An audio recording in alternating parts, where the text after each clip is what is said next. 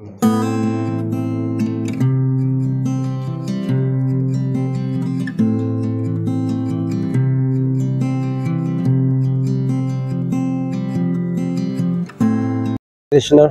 কেন্দ্ৰীয় দ্বাদশ দ্বিবাৰ্ষিক আৰু তামুলপুৰ জিলাৰ যি প্ৰথম দ্বিবাৰ্ষিক অধিৱেশনৰ আজি দ্বিতীয় দিনৰ কাৰ্যসূচী আৰু দ্বিতীয় দিনৰ কাৰ্যসূচীত আমি এটা বিশেষ অনুষ্ঠান ৰাখিছিলোঁ শৈক্ষিক আলোচনা আৰু জনগোষ্ঠীয় সমাৰোহ আৰু সেই জনগোষ্ঠীয় সমাৰোহত সদসম ছাত্ৰ সন্থাকে ধৰি নিখিল বড়ো ছাত্ৰ সন্থা নিখিল ৰাভা ছাত্ৰ সন্থা আদিবাসী ছাত্ৰ সন্থা গোৰ্খা ছাত্ৰ সন্থা ABMSU AMSU মানে যিমানখিনি ছাত্ৰ সংগঠন আছে AJOIPC সকলোকে আমি নিমন্ত্ৰণ জনাইছিলোঁ আৰু আমি আশাবাদী আছিলোঁ যে এই নিমন্ত্ৰণ সকলোৱে ৰক্ষা কৰিব কিন্তু আপোনালোকে সকলোৱে আজি দেখিছে মানে বতৰৰ যি ৰূপ সেই ৰূপৰ বাবে বহুত ব্যক্তি আহিব পৰা নাই কিন্তু আমাৰ মাজত গোৰ্খা ছাত্ৰ সন্থাৰ সভাপতি সুনীল চেত্ৰী সদৌ ৰাভা নিখিল ৰাভা ছাত্ৰ সন্থাৰ সভাপতি নিপেন খান্দা আমাৰ কলিতা জনগোষ্ঠীৰ সম্পাদক উপসভাপতি সমৰজ্যোতি কলিতাকে ধৰি বিভিন্ন আৰু কিছুমান দল সংগঠনৰ মানুহ উপস্থিত হৈছিলে আৰু ইয়াত এক সৌহাৰ্দ্যপূৰ্ণ আলোচনা হৈছে যি আলোচনাত আমি বিশ্বাস ৰাখোঁ অনাগত দিনত আমাৰ যি সমন্বয়ৰ কাৰণে যি আমি প্ৰচেষ্টা চলাইছোঁ আমাৰ এই প্ৰচেষ্টা চাগে এক নতুন যুগান্তৰৰ সৃষ্টি কৰিব আৰু আমি অসমত আপোনাৰ সকলোৱে জানে অসমক বৈচিত্ৰ্যময় অসম বুলি কোৱা হয় সেই বৈচিত্ৰ্যময় অসমত আমাৰ আজি যি আমি ব্যৱস্থাটো লৈছোঁ সেই ব্যৱস্থাৰ মাধ্যমেদি অসমত বসবাস কৰা বা বিটিআৰত বসবাস সমূহ জাতি জনগোষ্ঠীয়ে সমিল মিলে শিক্ষাৰ ক্ষেত্ৰতে হওক ৰাজনৈতিক ক্ষেত্ৰতে হওক অৰ্থনীতিৰ ক্ষেত্ৰতে হওক সকলো আমি আগবাঢ়ি যাম লগতে আমি আমাৰ সদৌ বিটিআৰ বাঙালী যুৱ ছাত্ৰ ফেডাৰেশ্যন লিখোঁ আৰু ছাত্ৰ সমাজৰ কাৰণে আজি আপোনালোকে গম পাইছে আপোনালোক সকলোৱে জানে আজি মানে আমাৰ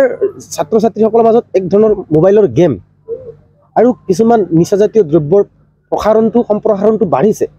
সেই সম্প্ৰসাৰণটো অকল সদৌ বিটিআৰ বাঙালী যুৱ ছাত্ৰ ফেডাৰেশ্যনে উদ্যোগ ল'লেই সেই বস্তুটো আমি সমাধান কৰিব নোৱাৰিম আৰু তেনেধৰণৰ কিছুমান মহৎ উদ্দেশ্য লৈ বিভিন্ন জাতি জনগোষ্ঠীৰ লগত আমি আজি আমাৰ কেন্দ্ৰীয় অধিৱেশনৰ মাধ্যমেদি আমি আৰম্ভ কৰিলোঁ অনাগত দিন সকলো জাতি জনগোষ্ঠীৰ এক হৈ কাৰণ এইটো সমস্যা অকল বঙালী সমস্যা নহয় বা ৰাভাৰ সমস্যা নহয় বড়ো ভাইসকলৰ সমস্যা নহয় আদিবাসী ভাইসকলৰ সমস্যা নহয় সমূহ যুৱ চামৰ ইয়াক মানে সমস্যা সেই সমস্যাক যদি আমি একত্ৰিত হৈ আমি যদি সমাধান কৰাৰ চেষ্টা কৰোঁ তেতিয়াহে আমি সেই সমস্যা সমাধান কৰিব পাৰিম বুলি আমি আশাবাদী আৰু সেইকাৰণে আজি প্ৰচেষ্টাটো লোৱা দ্বিতীয়তে আজি এই বিটিআৰ অঞ্চলত বা আমাৰ মহুৰিপাৰ অঞ্চল বা তামোলপুৰ অঞ্চলত যি ধৰণে সমূহ জাতি জনগোষ্ঠীৰ পৰা যি ধৰণৰ সহায় সহযোগিতা পাইছোঁ এই মানে আমাৰ অধিৱেশনৰ লগত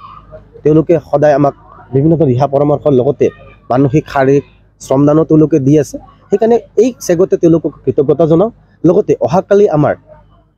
যি মুকলি সভা হ'ব সেই মুকলি সভাত অসমৰ মাননীয় মুখ্যমন্ত্ৰী মহোদয় ইতিমধ্যে থকাৰ কথা আছিলে কিন্তু যি পৰিৱেশ দেখিছোঁ মানে আমি বহুতে মানে এতিয়া ক'ব গ'লে ভয়ত আছোঁ কিন্তু মাননীয় আমাৰ পবিত্ৰ বিধানসভাৰ অধ্যক্ষ মাননীয় বিশ্বজিৎ দৈমাৰী ডাঙৰীয়া তেওঁ থাকিব বুলি কথা দিছে যেনেকুৱা প্ৰতিকূল বতৰ হওক নহওক আমাৰ সাংসদ দিলীপ শইকীয়া ডাঙৰীয়া আমাৰ লোকেল সাংসদ দিলীপ শইকীয়া ডাঙৰীয়া থাকিব আৰু তাৰ লগতে আমাৰ বঙালী বুদ্ধিজীৱীসকল সংগঠনৰ প্ৰাক্তন কৰ্মীসকল আৰু লগতে বিটিআৰত যিটো আমি বসবাস কৰোঁ বিটিআৰৰ প্ৰধান প্ৰমোদ বড়ো ডাঙৰীয়া মুখ্য অতিথি হিচাপে আমাৰ ইয়াত থাকিব আৰু বিটিআৰ অঞ্চলত যি আমাৰ 5জন বঙালী MCLA আছে তেওঁলোকে ইয়াত থাকিব আৰু সেই চেগতে আমাৰ বিটিআৰবাসী ৰাইজক আৰু তামোলপুৰবাসী ৰাইজক আৰু এই মহুৰিপাৰা অঞ্চলৰ সমূহ জাতি জনগোষ্ঠীক কৰজোৰে অনুৰোধ কৰিছোঁ অহাকালি ৰাতিপুৱা শোভাযাত্ৰাৰ লগে লগে যি মুকলি অধিৱেশন থাকিব সেই অধিৱেশনক